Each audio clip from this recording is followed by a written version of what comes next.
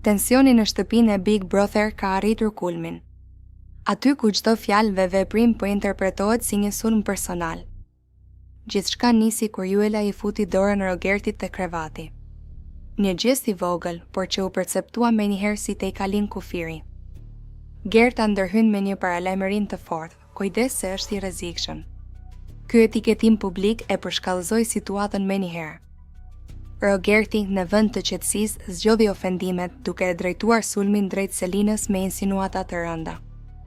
Pyetja e tij për Dubajin nuk ishte më thjesht reagim, por një tentativë e drejt për drejt për të dëmtuar reputacionin e tjetrit. Problemi këtu është i thellë, kur konfliktet nuk mbeten të çështja konkrete, por kalojnë në sulme ndaj jetës private dhe moralit. Në një mjedis pa respekt dhe vetë kontroll, edhe një gjest i vogël kthehet në një zinxhir akuzash ku askush nuk dalin fitues. Në fund, kjo skenë na kujton se maturia dhe respekti për dinjitetin e tjetrit janë thelbësore, edhe në debatet më të ashpra.